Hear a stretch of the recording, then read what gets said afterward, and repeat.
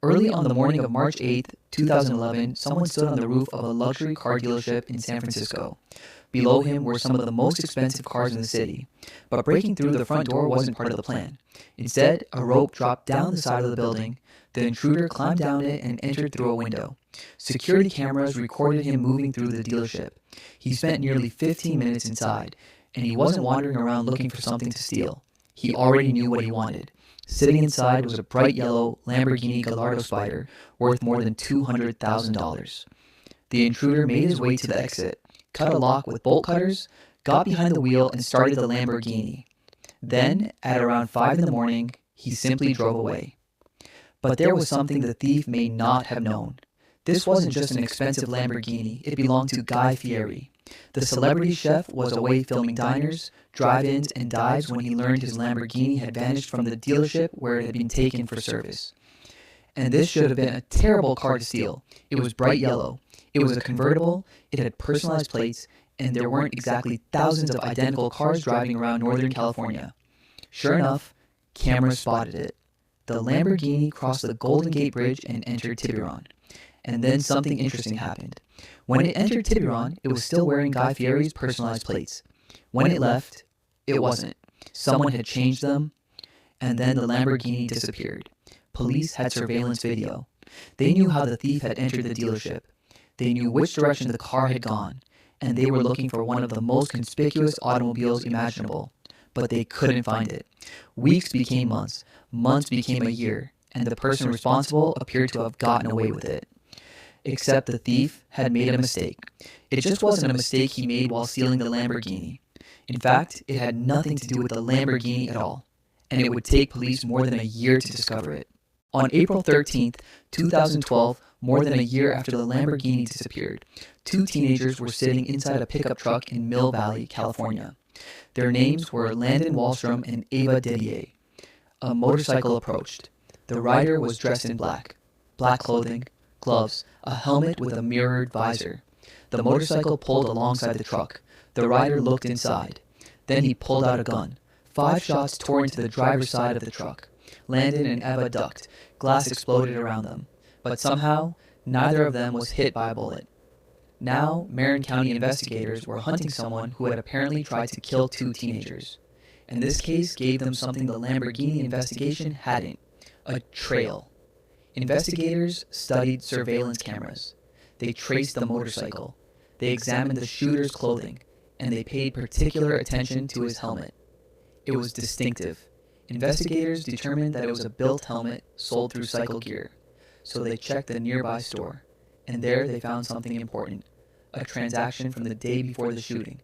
Someone had purchased a helmet, mirrored face shield, gloves, vest, and neck guard. There was surveillance video of the customer. Investigators identified him. His name was Max Wade, and he was 17 years old. But finding a teenager who had apparently purchased clothing resembling the shooter's was one thing. Proving he was the motorcycle gunman was another. So investigators started looking into his connection to Eva. They learned that she knew Wade. He had provided her with fake IDs. He had flirted with her, and according to prosecutors, Wade was interested in her, but Eva was dating Landon. Police now had a possible motive for the shooting. What they still needed was evidence connecting Wade to it. So investigators came up with a plan. They asked Eva to contact him. She would ask Wade for another fake ID. They would arrange a meeting. But police wanted Eva to make one very specific request. When Wade came to meet her, they wanted him to bring a particular car, a yellow Lamborghini. Think about what police were asking. They were investigating an attempted shooting, not a car theft. Guy Fieri's Lamborghini had been missing for more than a year, but investigators had learned that Ava had seen Max Wade driving a yellow Lamborghini. He had even offered to let her drive it, so Eva contacted him. They arranged to meet, and she specifically asked Wade to come in the Lamborghini. He agreed. On April 28th, 2012, detectives began watching. Then they saw it. A yellow Lamborghini emerged from a self-storage facility in Richmond. The car that had vanished more than a year earlier was suddenly back on the road, and behind the wheel was a 17-year-old. Police didn't immediately arrest him. Instead, they watched. Eva canceled the meeting. Wade turned around. The Lamborghini headed back toward Richmond, and investigators followed it all the way back to the storage facility. Wade drove inside. The Lamborghini disappeared into a storage unit. Now police knew where Guy Fieri's missing car had been hidden, but they were no longer particularly interested in solving a celebrity car theft, because they suspected the teenager driving it had just tried to kill 2 people. Detectives approached Wade. He ran.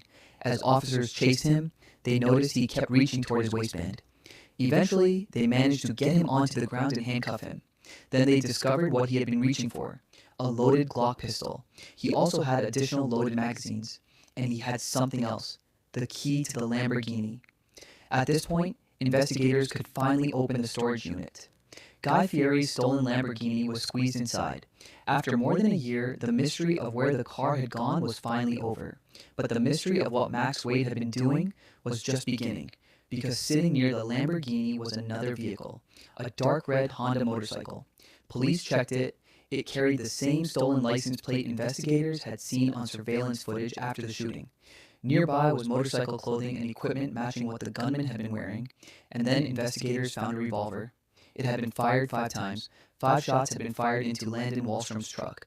Suddenly, this wasn't a story about a stolen Lamborghini anymore, and investigators still weren't finished searching. The deeper investigators looked, the stranger the picture became.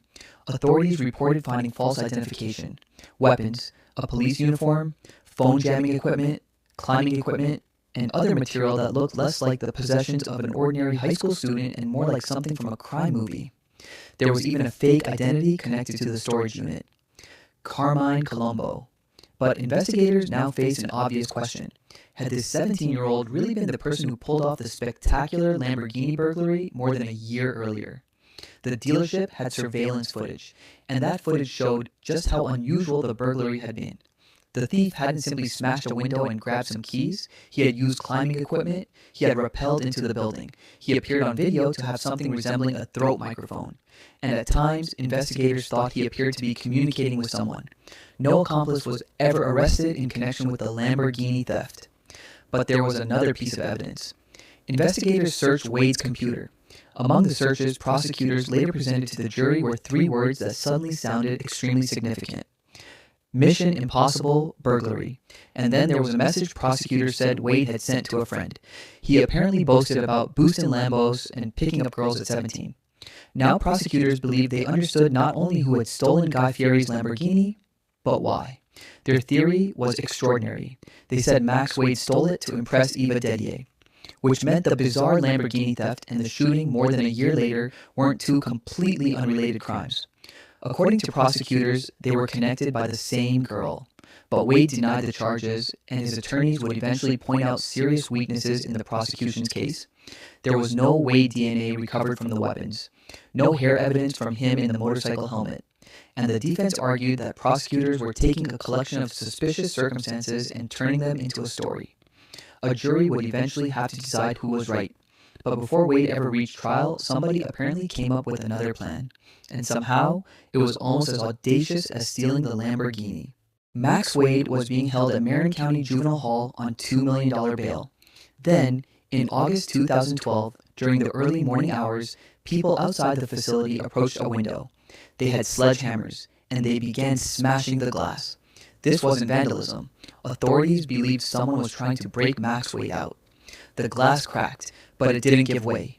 The facility's reinforced window held. The would-be rescuers fled, and Wade remained inside. Even officials at the juvenile facility were stunned. The county's chief probation officer said that in 23 years, he had never heard of anything like it. Now, consider where this story had started. Someone descends from the roof of a Lamborghini dealership. A celebrity's $200,000 car disappears. More than a year later, a motorcycle gunman fires 5 shots into a pickup truck. The shooting investigation leads police back to the Lamborghini. The Lamborghini leads them to a storage unit. And the storage unit leads them to guns, motorcycle equipment, climbing gear, and a 17-year-old suspect. Then somebody tries to smash him out of jail. But none of that answered the question that mattered now. Could prosecutors actually prove Max Wade had done it? In 2013, the case went to trial, and one of the people who walked into the courtroom was the man whose missing car had started the entire story, Guy Fieri. Fieri's testimony was remarkably straightforward. Had he ever given Max Wade permission to take his Lamborghini? No. In fact, Fieri said he had never met him. The prosecution then assembled the larger story for the jury: the dealership burglary, the Lamborghini, the surveillance footage, the motorcycle, the distinctive helmet, the storage unit, the gun, the computer searches, the relationship with Ava. The defense attacked the gaps: no DNA from Wade on the weapons, no hair connecting him to the helmet, no direct threats against the shooting victims. The jury deliberated, and on October 30th, 2013, they reached a decision. They found Wade guilty of commercial burglary and auto theft involving Guy Fieri's Lamborghini.